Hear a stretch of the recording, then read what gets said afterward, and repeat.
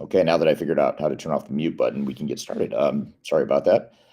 ERP failure rates are still 70 to 80% over the years, despite advances in technology and despite years and decades of lessons. It's still hovering in that 70 to 80% range. But why do ERP projects fail? That's what we're going to talk about today in today's live discussion. Thanks for joining today. My name is 𝗥𝗘𝗔𝗦𝗢𝗡𝗦. I'm the CEO of Third Stage Consulting. We're an independent and tech-agnostic consulting company that helps clients throughout the world with their digital transformations. And much of the work we do with our clients is project recovery, helping clients clean up their failures, help them get the projects back on track. In even more extreme cases, in some cases, we're involved in litigation, expert witness litigation. So we'll help analyze some of the world's highest profiles and biggest failures and lawsuits. And there's been a ton of lessons that we've gathered over the years from those lessons and lawsuits. So really excited to have the conversation here today because I think this is something that is uncomfortable for many to talk about. A lot of people don't want to talk about failure. A lot of people would prefer to talk about the resounding successes and how great everything looked on the other side. But by understanding the failure points and what causes these failures and these metrics that have not budged since the inception of the ERP software industry, that's the only way we're going to get better. And that's the only way we're going to make our own projects successful. So that's why we focus on this topic here today, because it's a very important one.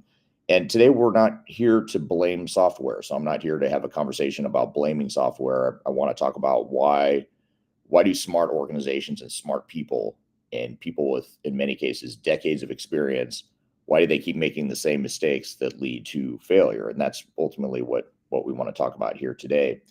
And I'm going to go through some of my top 10 list and some of my thoughts on the top 10 reasons why transformations fail. But I really would love to hear from you, the audience, here on this topic.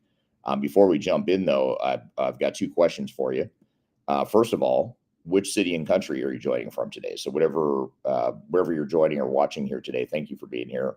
We're streaming to YouTube, LinkedIn, Facebook, X, and TikTok. So thank you, whichever platform you're watching. I'd love to hear from you, though. Where are you joining from? Love to get this global perspective from you. So drop in the chat if you don't mind where you're joining from.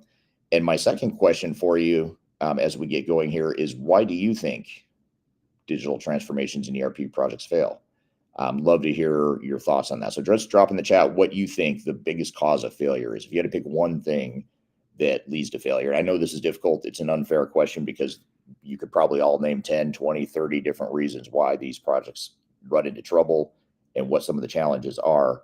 So I'd love to hear your feedback. What's that one thing you think is the biggest issue in your mind on why these projects fail? Drop it in the chat if you don't mind. I'd love to see what you think, and we'll pull up some of those comments for conversation as well.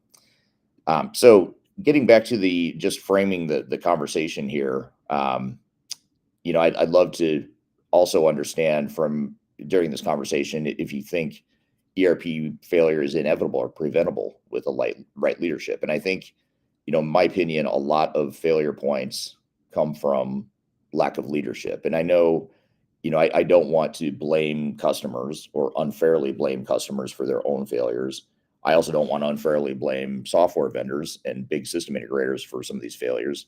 It takes two parties and it takes multiple parties and plenty of blame to go around for these projects to transpire in a negative way. But I do think at the end of the day, organizations that go through implementations have to take responsibility for the project, and they have to take ownership and governance for the project. And I think that's a big part of where the problems stem from, is a lack of leadership, a lack of clarity, and a lack of alignment at the top. And when you don't have that clarity and alignment at the top, what ends up happening is something's going to fill that void. That lack of leadership is going to get filled by a void somewhere, somehow.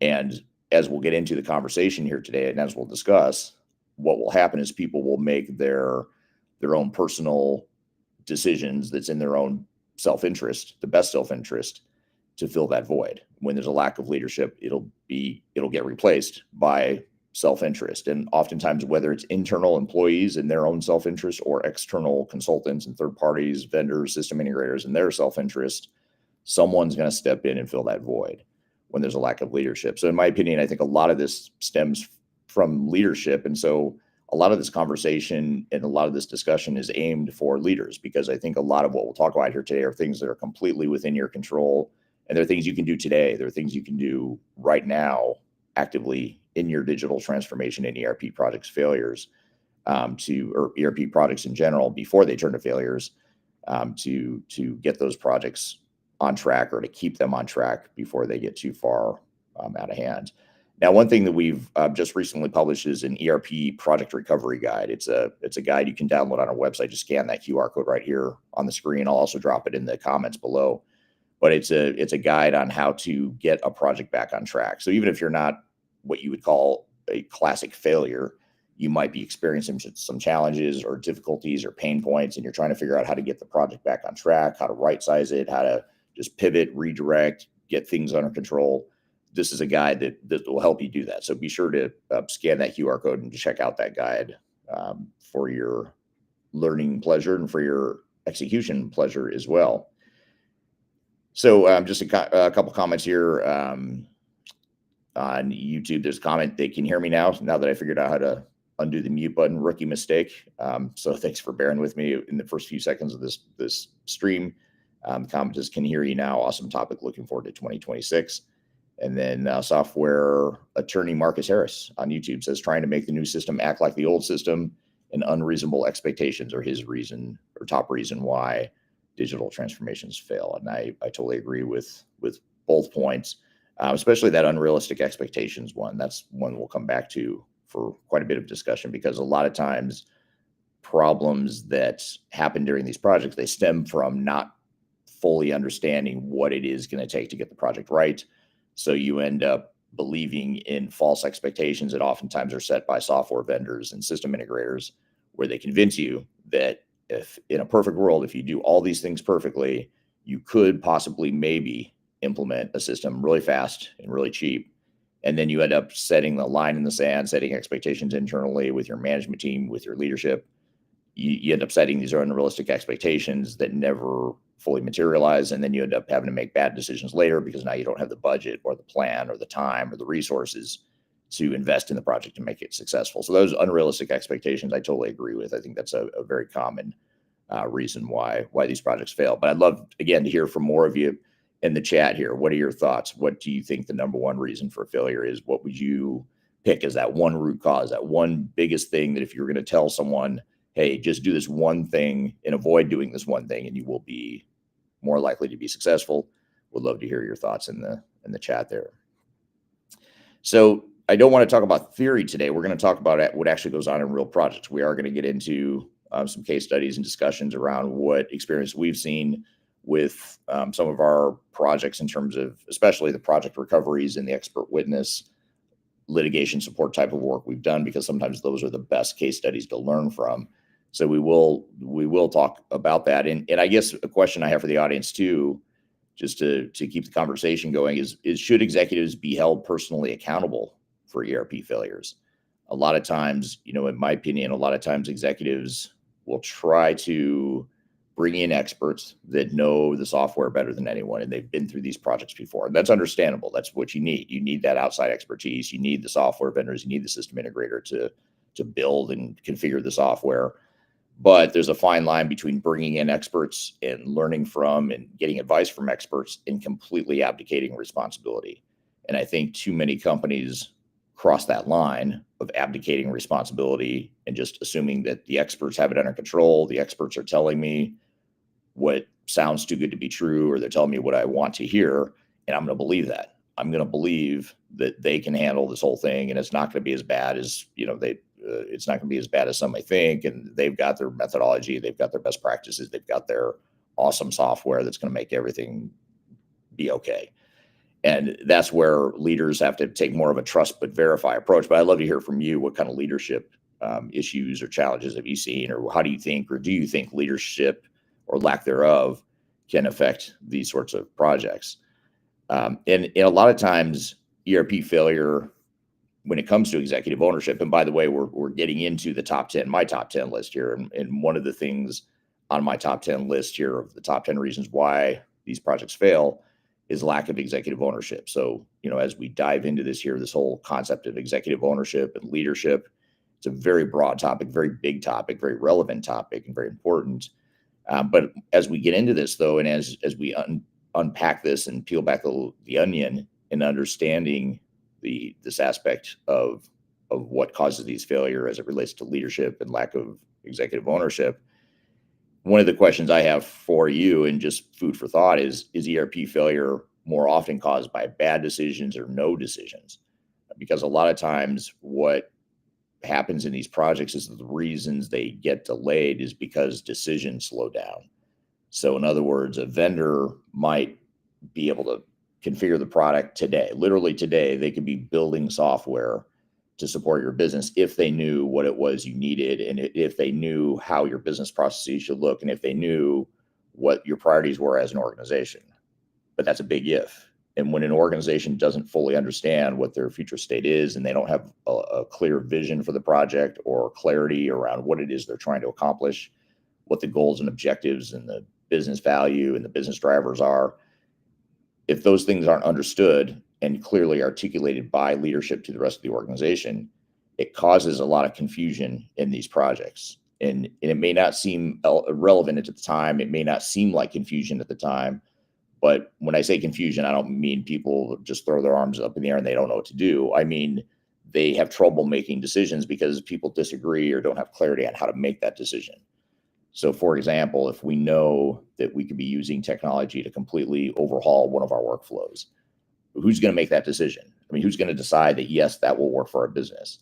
Who's going to decide that, yes, that is important enough that we're going to go through the pain of changing our processes and our people to support or to enable that new business process, that new technology? You've got the software vendor over here who's ready to build it. They can give you that technology. But over here, you've got the client and the team who has to make the decision of what they want their workflow to look like, whether or not they want certain features or functions. And what ends up happening is people don't know how to make that decision because in many cases, you have competing priorities or competing conflicting messages of how to make that decision. So you might have the vendor over here saying, hey, this is best practice. This is industry standard. This is how the software works, whatever. They're telling you how great the software is. And then over here, within your own team, you've got people saying, hey, that seems a little scary, or that process isn't going to work. Here's why it won't work. Or we like our old way better, or whatever. You could have a million different reasons internally why people don't want to necessarily go along with the change. So you've got this project team and these group of decision makers are stuck in the middle and they don't know how to make that decision. And oftentimes what happens is they're going to go with the path of least resistance, which in some cases is, let's just pave the cow paths. Let's just leave things the way they are today. Let's give our people what they may want, which is to not change. Let's leave it, let's go back to our legacy process and try to rebuild that within the new software.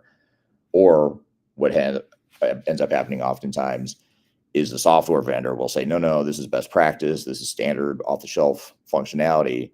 And the project team says, okay, let's just go ahead and jam that, cram that down the throats of our organization without necessarily understanding what the impacts are, and without necessarily knowing how to manage that change and how to address the resistance and pushback that will likely come from that.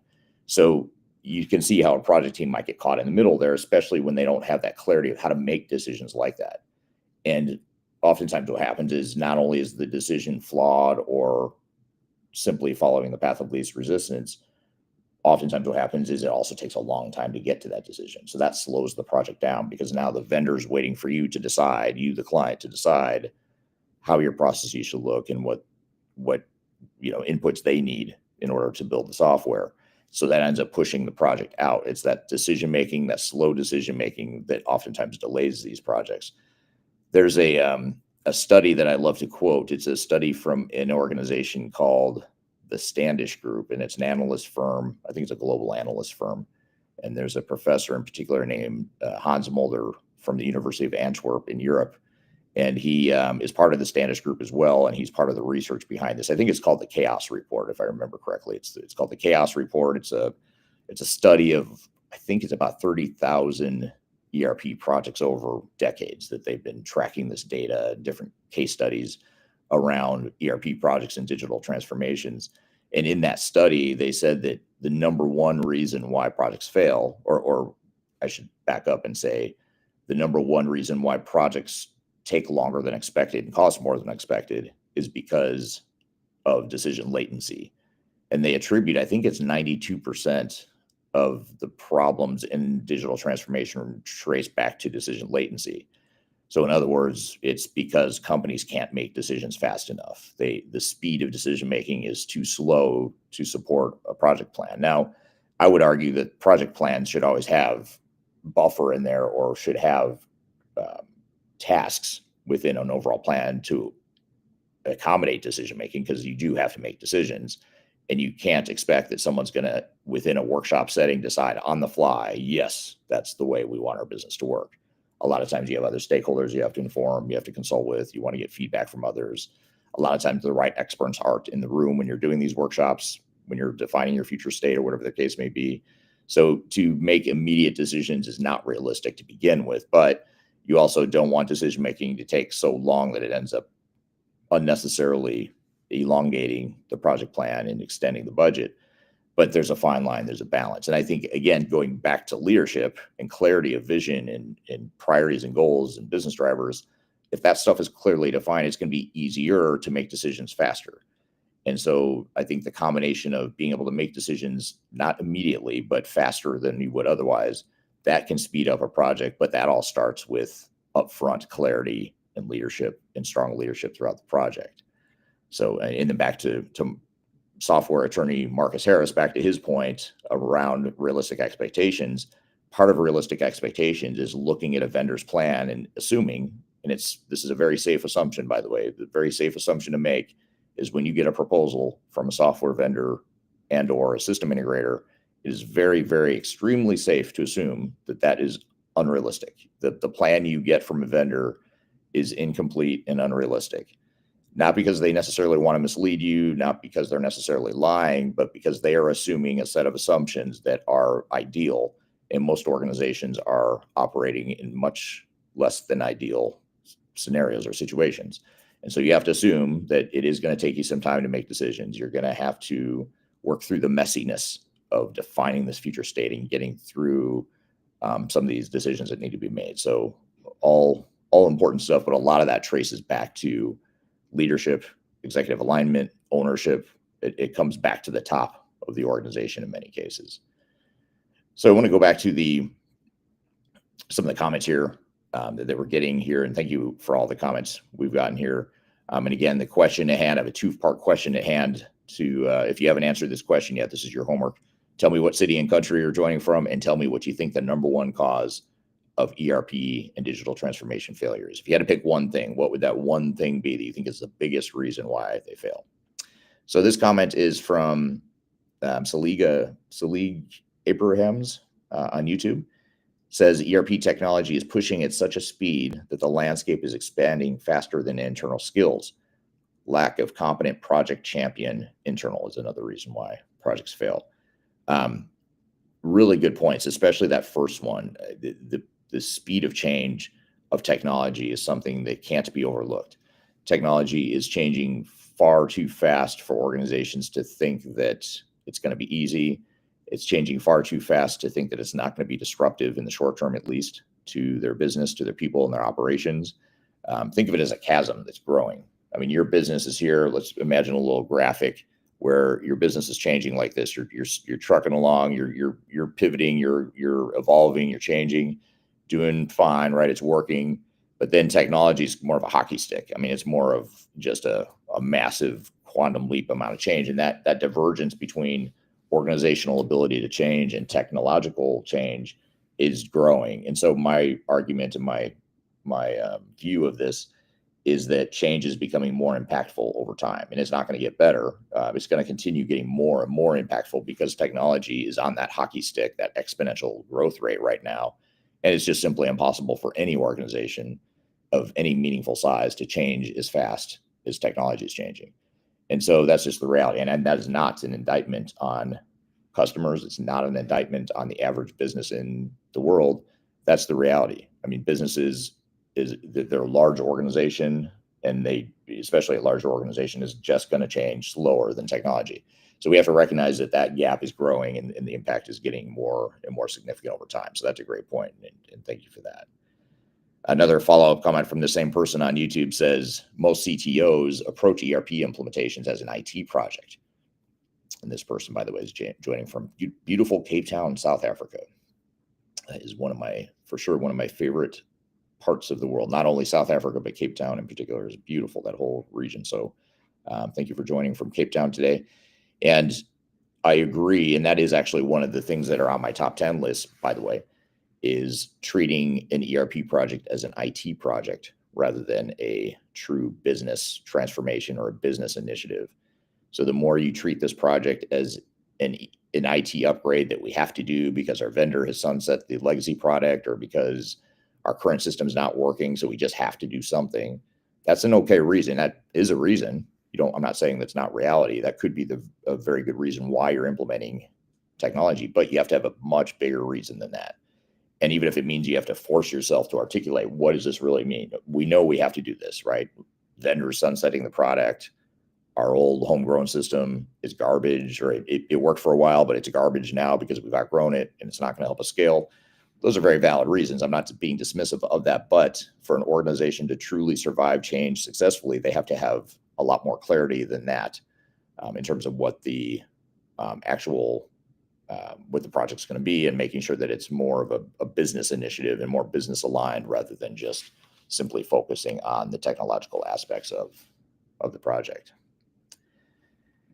Some more comments here. Another one from YouTube from 𝗥𝗘𝗔𝗦𝗢𝗡𝗦 on YouTube says accountability is oftentimes blurred when it comes to leadership. Very good point. You need to have clear roles and responsibilities, clear sponsorship, clear business process owners, and clear decision makers in all these different areas of a project. So that's a great point.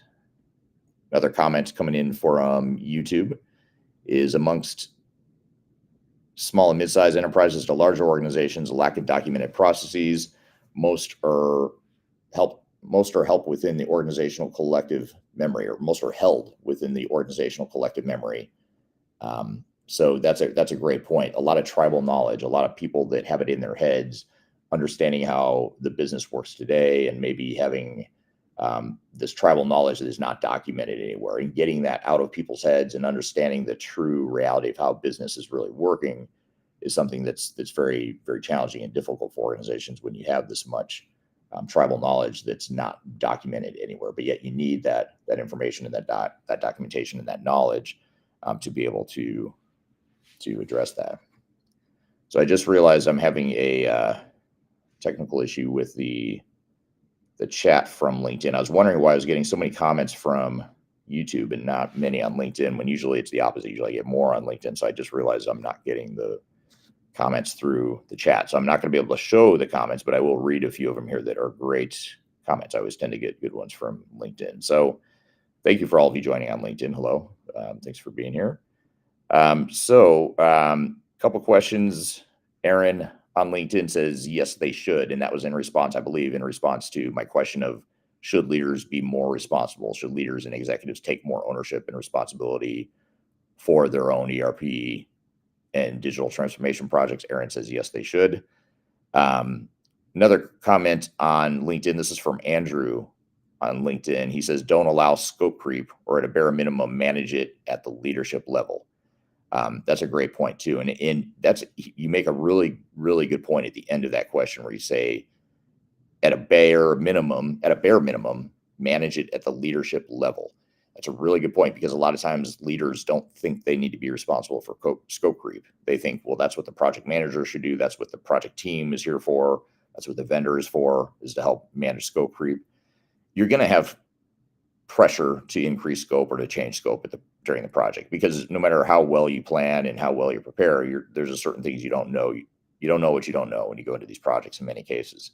And so scope is going to need to be somewhat flexible as you go through a project, but you need someone who has tight governance and who's deliberately deciding what is or isn't appropriate in terms of potential changes to that scope.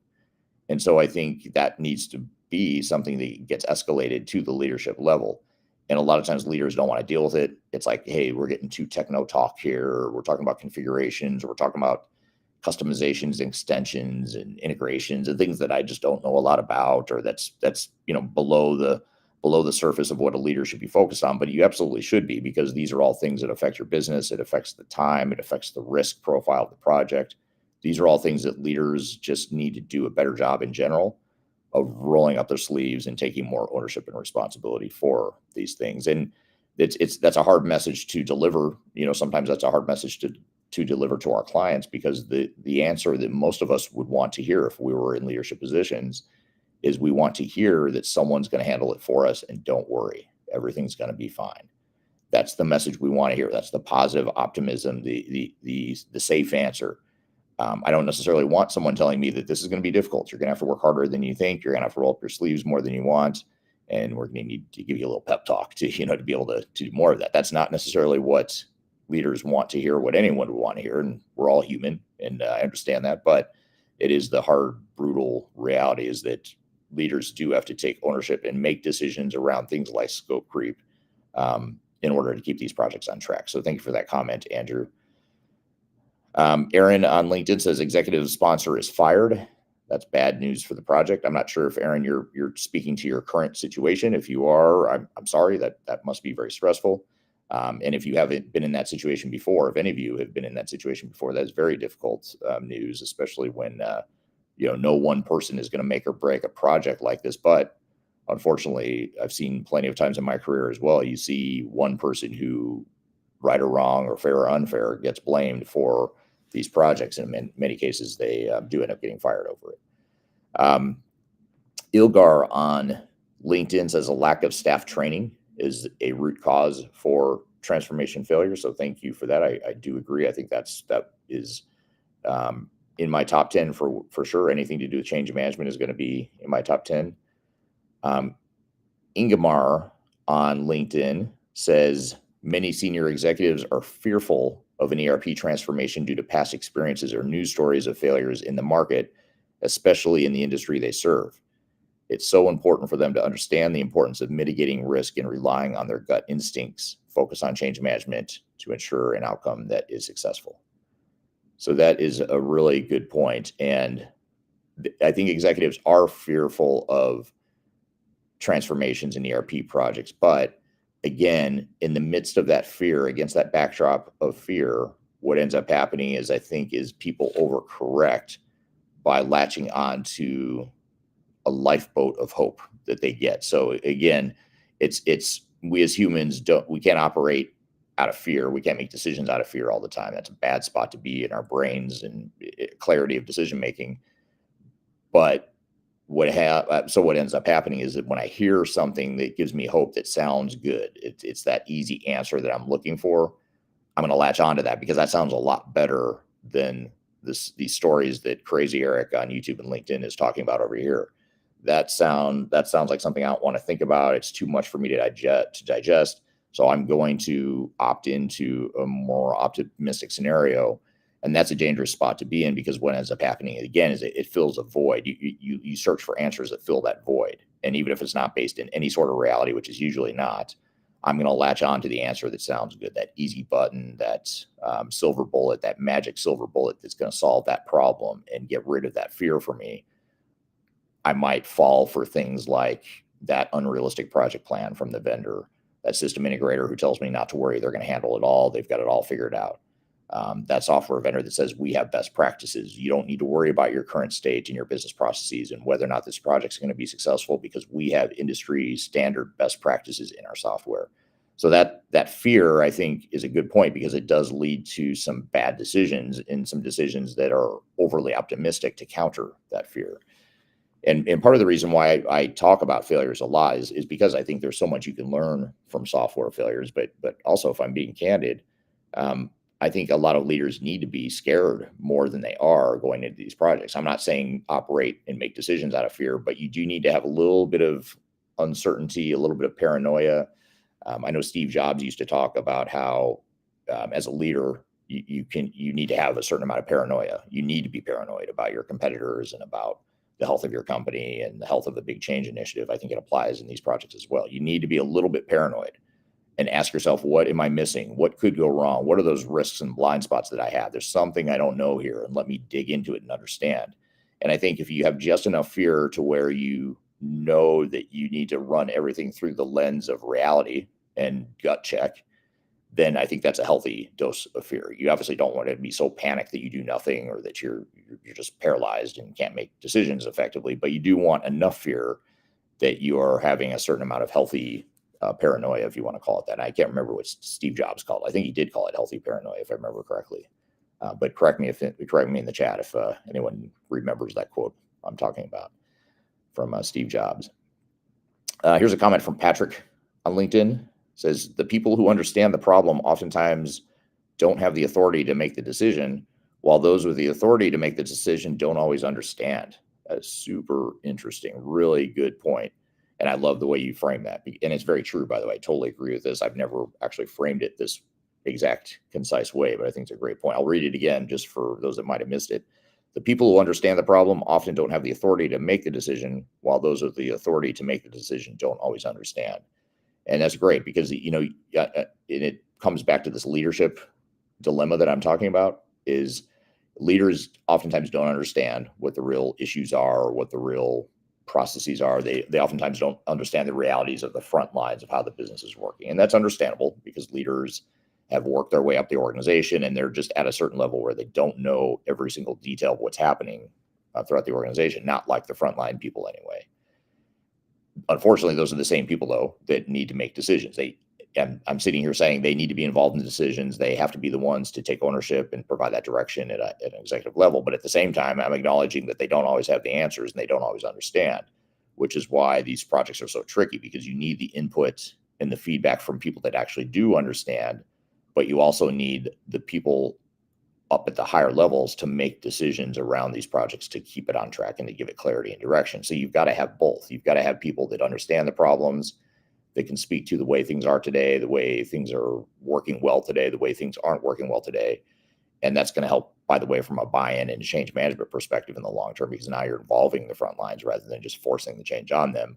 And at the same time, you need to have those leaders, though, that can make decisions and provide clarity at times of uncertainty and at times of when there's lack of clarity.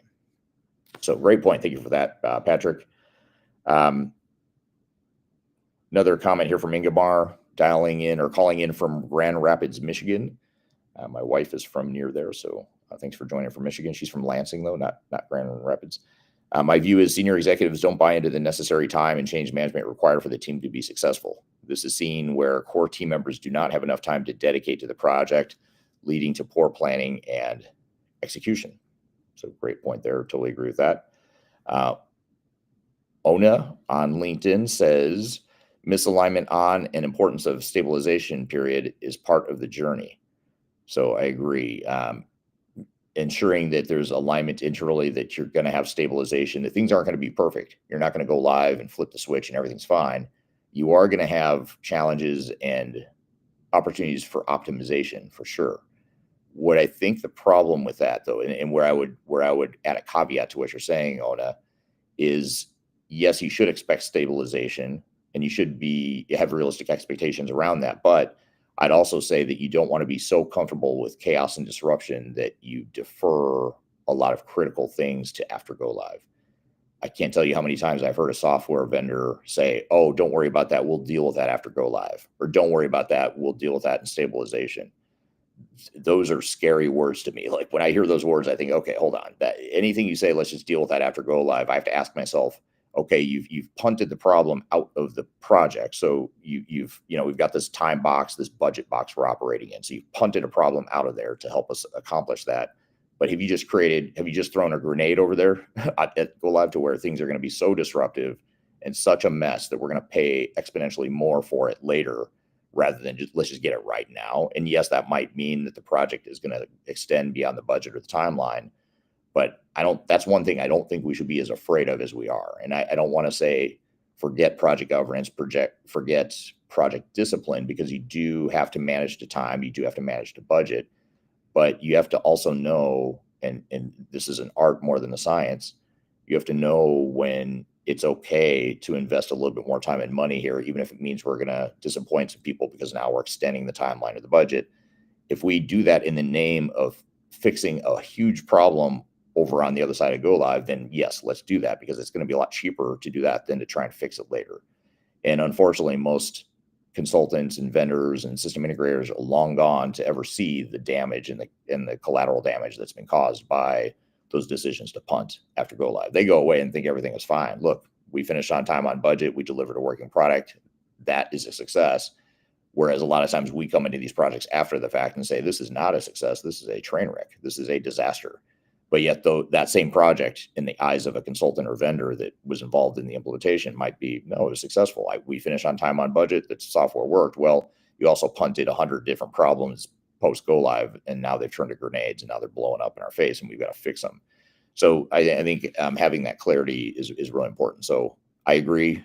You want to have misaligned, or you want to be aligned on the importance of stabilization, but you also want to be realistic about what it is too. Tom Weeks on LinkedIn says the true cost of the organization is often underestimated. The resources, time, money, and personnel is often understated, as well as disruptive cost of the organizational processes.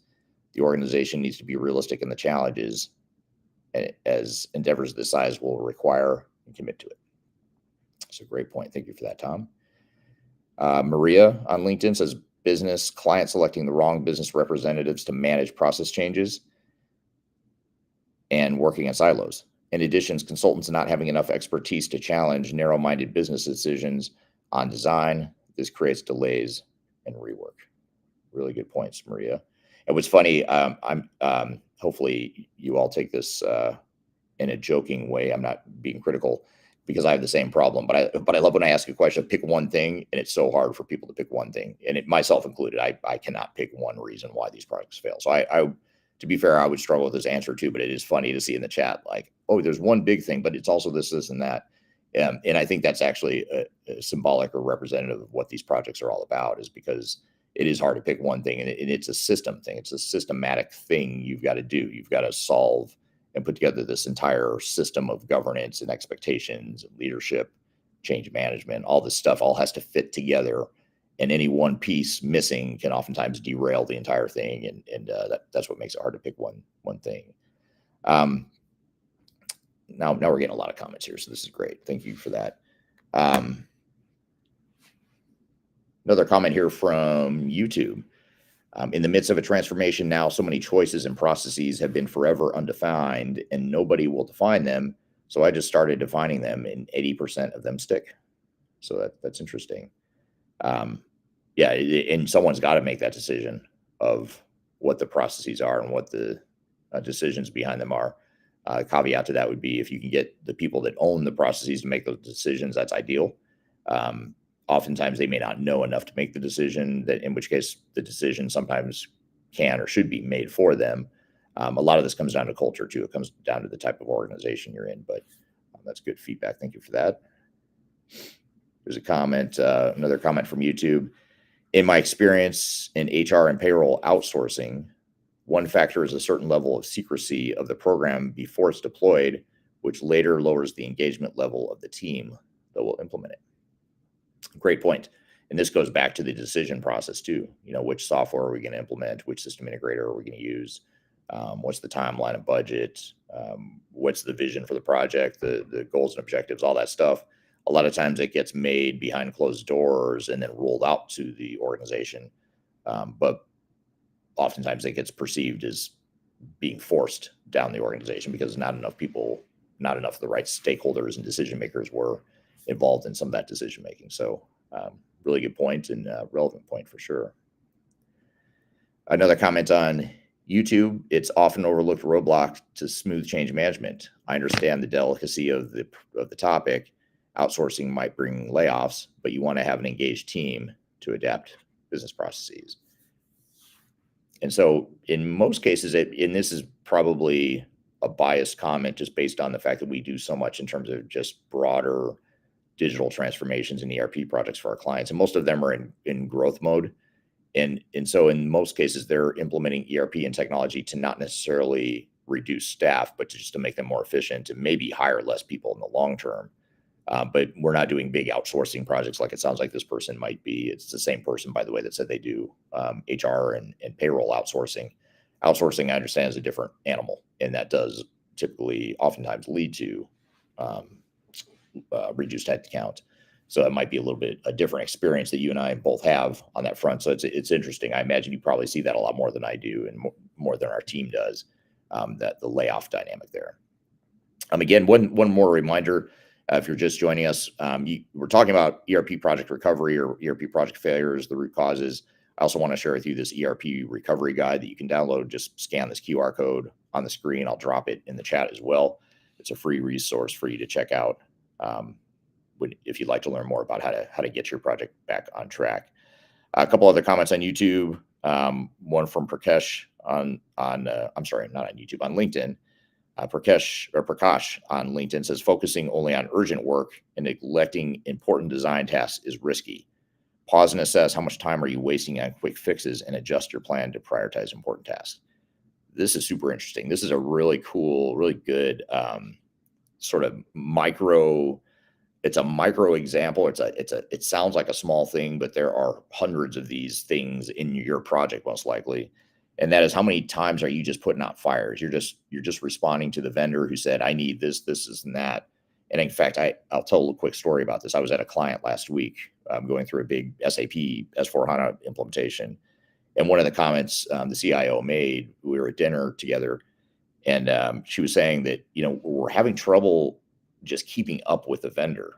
The vendor, so just to back up, third stage is in there. We're providing PMO type support and work. We're doing some change management. We're doing some data and integration type work. So we're doing a lot of different work in different work streams to support this client through their SAP project. But they have the SAP system integrator who's doing the real technical stuff, the configuration, the design and build of the software. And so, this is a company that doesn't have experience with SAP. They don't have a lot of people on staff that know SAP. And so they're deferring to the vendor who's saying, hey, in order for us to build S/4HANA, we need A, B, and C, and we need this by tomorrow or by next week or whatever it is. And so she's talking about how there's this reactive nature to the project team internally, because they're reacting to the vendor who just will spring on them. Hey, here's what I need, and I need it by 3-4 days from now, whatever it is. And so the context of the conversation that we were getting into is, how can our program management guidance, how can we funnel more of those decisions and asks and things that the vendor needs? How can we funnel that, make sure we're funneling that through the PMO that we've set up? Because it was kind of happening below the PMO level, and it was just being direct, from the SAP SI directly to the client versus, we're looking at the whole program overall, whereas the vendor's looking just at SAP, whereas we're looking at all SAP plus all the other stuff that needs to happen in these projects. So anyway, long story short, it was there's a lot of reactive nature in these projects where vendor needs this and they need it now. But it's important to step back at a more strategic level. To this person's point, to Prakash's point on LinkedIn, it's important to step back and say, are these the right things we should be doing? Should we be doing them now? Is that the right timeline? Are we rushing that decision? Those are all questions that need to be asked. And there's so much work to do in these projects that it gets really easy to get in this reactive nature of execution without stopping to ask why. So those are some really good points that you all bring up. So thank you for that, Prakash. One of the things that I want to bring up too is the question of, at what point does partnering with an outside vendor turn into outsourcing leadership? And this is something that the more I get into my career, the longer I'm in this industry, the more I grow frustrated by this point. And that is, it's a twofold problem. One is, I used to think it was a vendor problem, and now I'm seeing it more as a vendor and a leadership problem. Let's start with the vendor problem. Vendors have conflicting self-interest. They want to sell software. Most services companies, system integrators, are making some sort of commission, some sort of revenue from you buying software from whatever vendor they represent. If they're an SAP partner and they're implementing SAP for you, they're not just making money on the SAP services that they provide to you. They're also making money from SAP because they help sell the project and they help sell the software. So they're making a cut of that recurring subscription revenue that SAP is getting. They're also getting a cut of that. And in some cases, I've talked to leaders of some of these system integrators whose revenue, in some cases, is greater on the software side. Their commission from software vendors, in some cases, is more revenue than they're making on the services, which you would think, services is their main business. But for many of them, that's just an ante. That's just a price of admission. That's just an entry point to generate some revenue. But the real money, the real high profit stuff, comes from the commissions that they get from the software vendors. And so right there, you've got a conflict of interest. You've got a partner who is hell-bent in many cases on forcing technology into your organization, whether it belongs there or not. And yes, you may have already decided that you're deploying the software, and you may think in your mind, well, it doesn't matter because I've already decided I'm going to buy that software.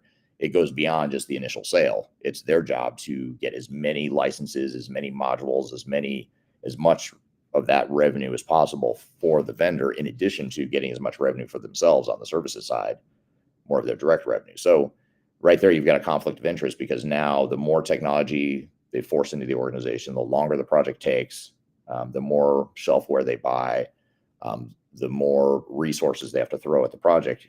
That benefits them, but that hurts you. That's not in your best interest necessarily, to spend more money on software services. So that conflict of interest is a real problem. And I used to think, okay, well, shame on the industry, shame on this industry, and shame on the vendors for doing that. But the more I work with, as I've evolved in my career, and as I've advanced, and I deal more with executive steering committees and executive sponsors, and I deal mostly at the executive level now, I see that a lot of it is a leadership problem, because the executives sometimes either don't know enough, and it's our job to educate them and help them understand what these projects are going to entail. But a lot of times they either don't know enough, or they don't care. They don't want to know. They want someone just to take away the problem, because this is messy. I've heard about the failure rates. I've seen the failures in the news. I just want someone to take care of it for me.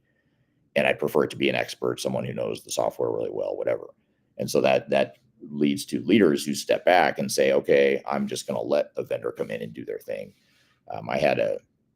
We at Third Stage had a client probably about 2 years ago. This is a big company, a global company, another one that was implementing SAP.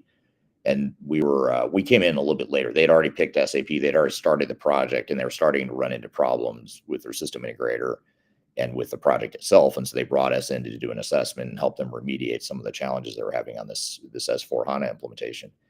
And I remember talking to the vendor about, they were working with one of the big four consulting firms. And I was talking to the client about this, about, just the origins of the relationship, and how they got to work with this partner, and how the plan was created. Because one of the big questions we had was the plan was unrealistic. The assumptions were off. It didn't match. It didn't fit the business. I mean, it just looked it was very apparent there was a cookie cutter approach to implementation, and it didn't make sense for this business. It was a complex business. It was global. It had multiple business units, but yet the project plan and the strategy just didn't make sense, and it didn't match that. And so we start asking questions of, okay, how did this happen? Let's help figure out how we got here, so we can help figure out how to move forward. And one of the comments that came up in conversation was, well, we weren't allowed to make certain decisions. And I said, what do you mean you weren't allowed?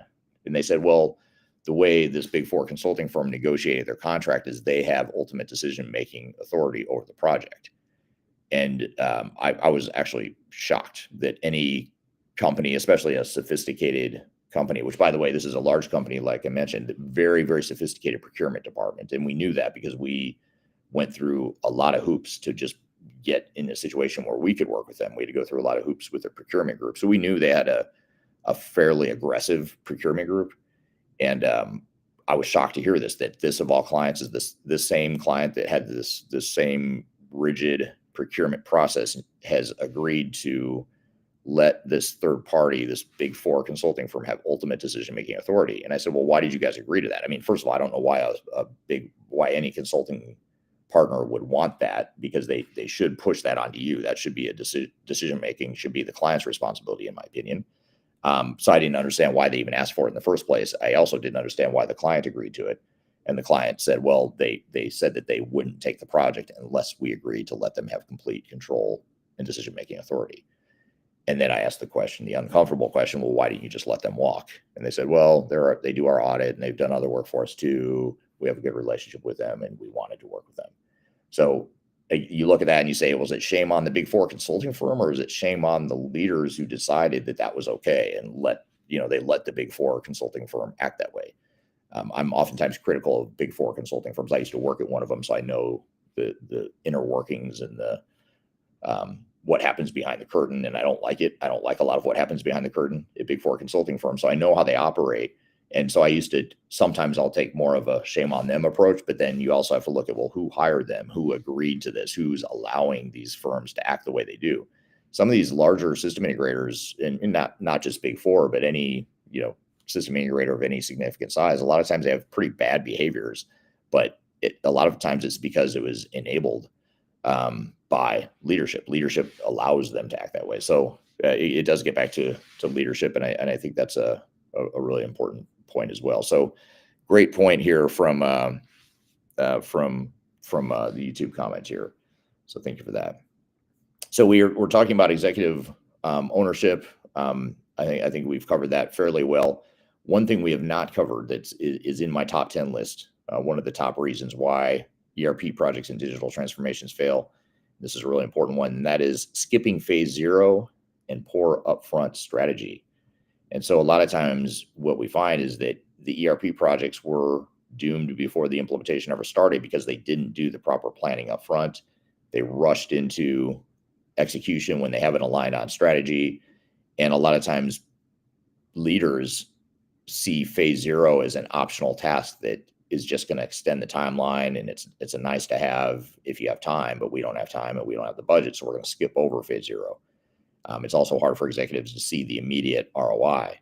So that's a challenge as well, because it's hard to quantify how much time and money this is going to save you later by spending the time and money upfront on phase 0. And to illustrate the point, or maybe to give an example or a scenario that's very understandable to many of you, is if you think about how these projects typically evolve, and I'd say this is probably true 80%, 90% of the time we're working with clients during the initial digital strategy and software evaluation and selection stage. That's a big service we provide to a lot of our clients, is helping them define their roadmap, helping them pick the software or in some cases, multiple technologies to support their digital transformations. And you go through this long evaluation process. You have salespeople involved from the software vendor and the system integrators.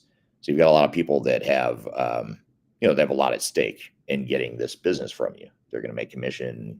They're going to hit their numbers, et cetera, et cetera. That's all fine. That's just the reality of the world. Nothing wrong with that yet so far. But it creates this human behavior dynamic that creates a lot of problems. Is you have two dynamics working here. You've got a sales rep who's overzealous to get the deal done and get the deal closed. You've got a system integrator who wants to get their people staffed up as fast as possible because that's immediate revenue for them, and they're speeding up their own revenue. And then over on the client side internally, you have a project team that's pretty excited. Now you finally have the answer. You know what the answer is to fix our old crappy systems that everyone's tired of and wants to replace, that we've been talking about replacing for years now. Finally, we know what the answer is. We know we're going to implement vendor X.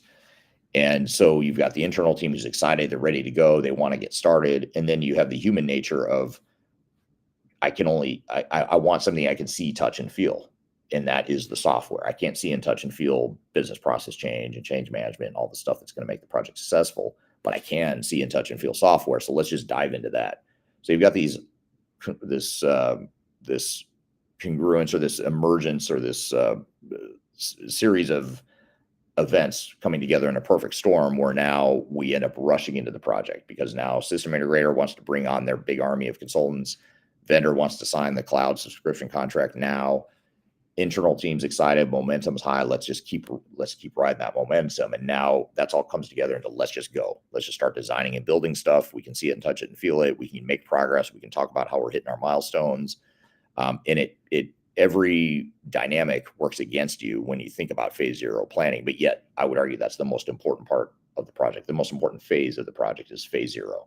If you skip over phase 0 and rush into the project, I have trouble seeing a scenario where you could possibly succeed with any reasonable amount of probability, because you're going aimlessly. It's like someone took you on a plane ride and just threw you out, and you parachute down wherever you are, and they're asking you to get to California. You have no idea where you are, but you need to get to California, and let's just start going now.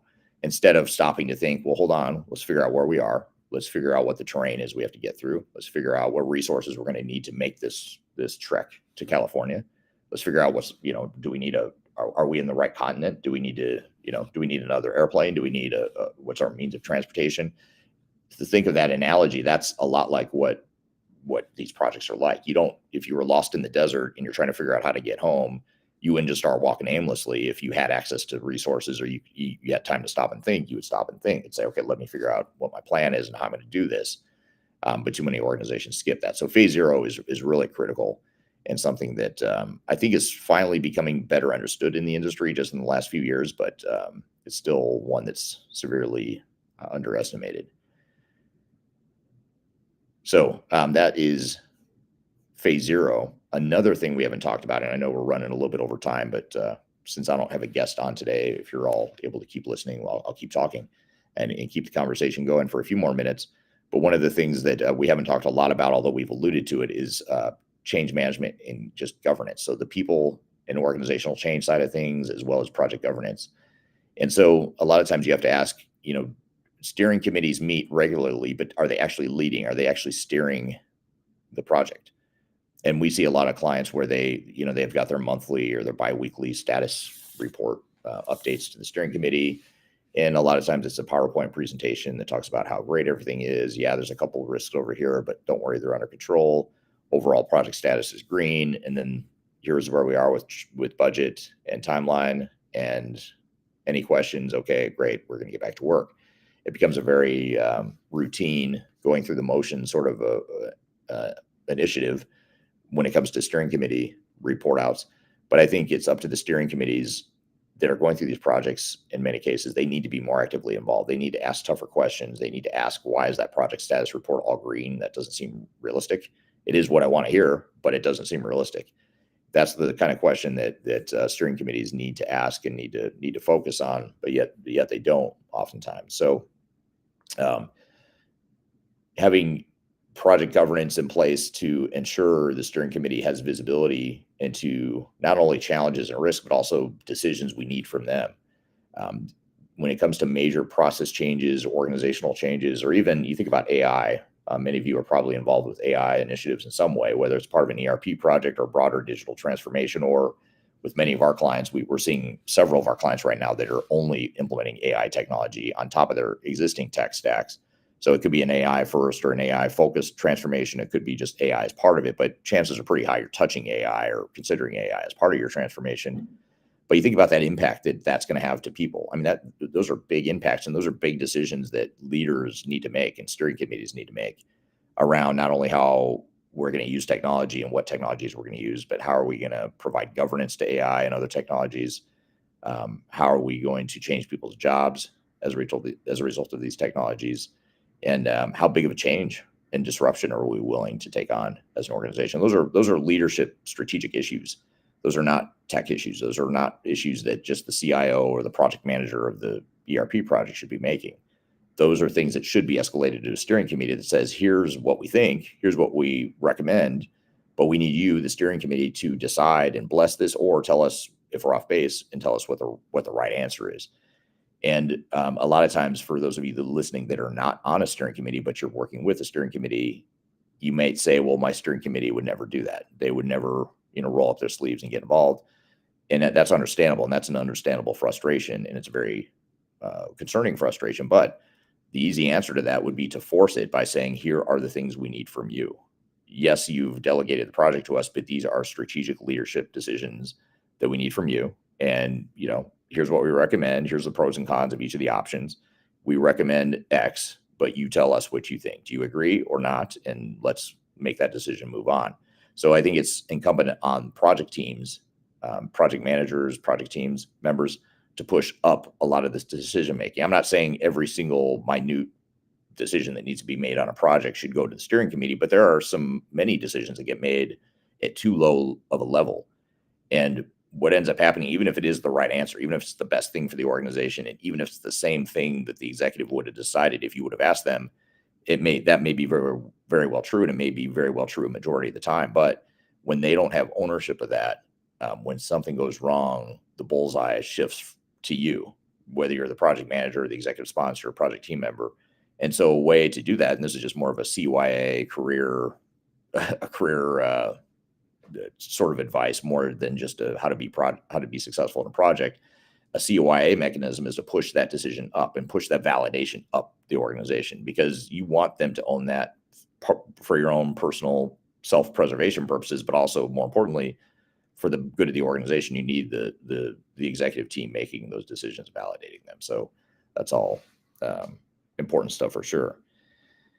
I want to say hello to Ken joining from North Carolina. Lionel's joining from Switzerland. Thank you for being here today. And Carlos just had to jump off. Great discussion. Have a great day, all. Thank you for that. Question here from Sanjay on LinkedIn is, how do you define the change management and troubleshooting in growth mode projects in ERP systems and recovery stages? Well, there's a lot you can do in terms of change management. In fact, if you go to our website, we have a guide to organizational change management. If I have the QR code, I'll drop it here, but I do not have it here on this platform right this second.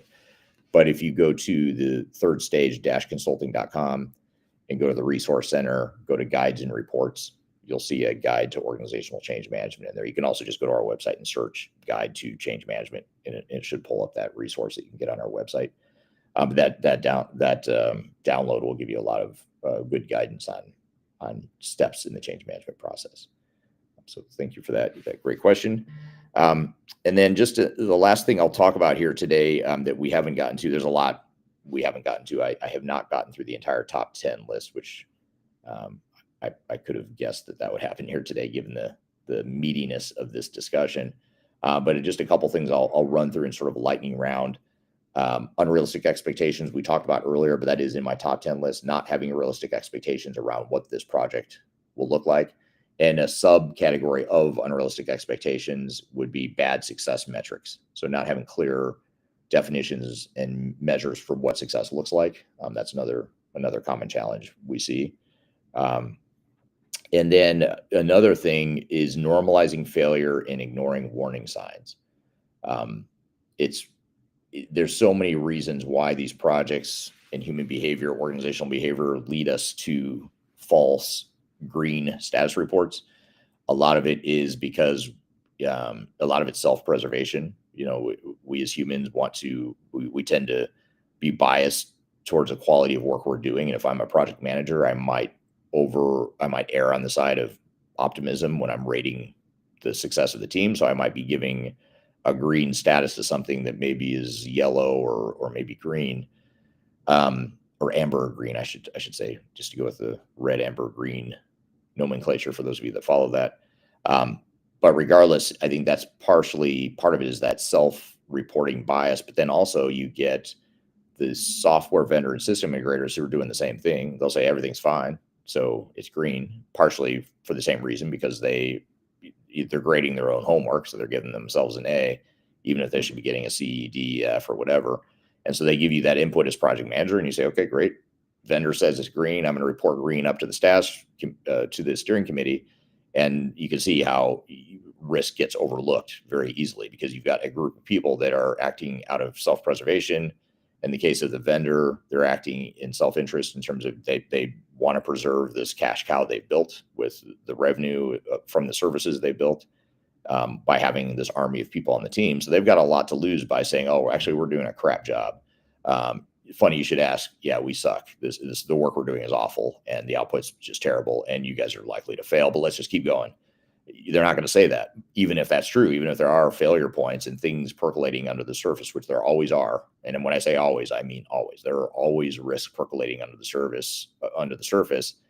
And if you have a vendor or partner who's telling you everything is fine, then you've got a problem with that partner, because no matter who it is, you do have problems. And there's always, it's like that game Whack-A-Mole. If any of you are old enough to remember, I don't even know if that game's still around. Maybe it is still around, but the game where the moles pop up and you have to take the little hammer thing and hit the mole, but then another one pops up somewhere else. You just keep going and see how many moles you can hit in that arcade game.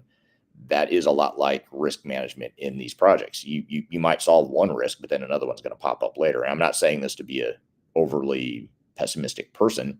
It's the reality of change. It's the reality of complexity of digital transformations in ERP projects. It's just the nature of the beast.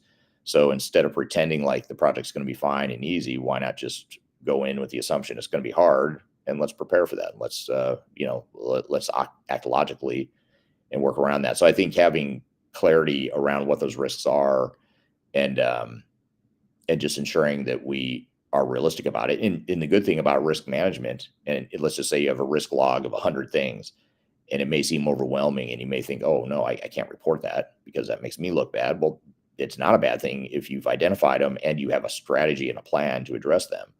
And if you have 100 of them, it may be that, yeah, we've got 100 risks, 80 of them are just low to moderate risk, but these 10 or 20 are high risks or high impact, and we've got a strategy to deal with those. Then focus on the highest risk ones. You may not be able to solve all the problems, but you can at least deal with the highest risk ones. And so having that deliberate, logical, structured conversation around risks and how we're going to mitigate the risks and how we're going to prioritize the risks, that's all super important stuff too. And so I guess I would just leave you with this. So what should executives do differently? And I guess I'd love to hear in the chat, if you don't mind dropping in the chat here, if you had to pick one thing that executives should stop doing or start doing to make their projects less likely to succeed, what would you say it is? Love to hear your feedback here in the chat. And by the way, I'm trying to get a lot of feedback from you all because you're giving me ideas for YouTube videos. So I have my own selfish reasons for asking these questions too, in addition to the fact that it's just good feedback from you all. So that'd be a question for you. What's the one thing executives must stop, and what should they start and do more of? Love to hear your thoughts on that. And if you're leading an ERP project right now, I'd love to hear the one truth that what's the one uncomfortable truth that you're avoiding. Hopefully you've learned some stuff here today in today's conversation and hearing from other people too. But I'd love to hear if there's if there's one thing that you take away from this that you feel like, okay, I can apply this to my project now. And then I just saw this comment come in on YouTube, which is a good one. It's a good capstone comment here. And it's a quote from someone else. The quote is, "It's a lot easier to fix the score than fix the store." And that's from Jim Womack from Gemba Walks. I'm not familiar with that. I don't know what that is. Is that a book, I assume? Or is it a movie? I'm not sure. But it's a lot easier to fix the score than to fix the store. Interesting point. So thank you for that. And so I guess the takeaway here is that ERP failure is not inevitable, but avoiding it requires a certain amount of leadership, courage, and in many cases, uncomfortable decisions. And what I also want to leave you with is, if you want to download our ERP recovery guide, be sure to check that out. And again, this is not just for people that might be failing or in a failure right now. It might be that you're just trying to identify what the risks are. It may be that you're having some problems, you're hitting some turbulence in your project. Ideally, read this guide before you get too far down the path. It's something that will help you avoid failure, or at least catch the failure or catch the risks and address those risks now. But check out that recovery guide on our website. Let me know what you think once you have a chance to look at it. And be sure to follow me if you're watching on YouTube, LinkedIn, Twitter, Facebook, wherever you are. Be sure to follow me if you don't already. We do these live streams every week. It'll become part of our weekly Transformation Ground Control podcast. So we're going to add some additional content. We'll edit this up, clean it up, make it look pretty, and make it part of a formal podcast episode that comes out next week called Transformation Ground Control. And those podcast episodes are released every Wednesday. So go to transformationgroundcontrol.com if you'd like to learn more about that podcast. If you'd like to see more discussions like this one, you can find that there as well. So be sure to follow me. You can watch this replay here on whatever platform you're watching. It'll be available for you. And be sure to download the Project Recovery guide. And if you have any comments or ideas for future topics for this podcast, I'd love to hear your feedback. So be sure to drop those in the chat as well. So thank you all for your time. Thank you for your great feedback and questions. Hope you all have a great week, and we'll see you next week. Same time, same place. We'll have a new topic, new guest, and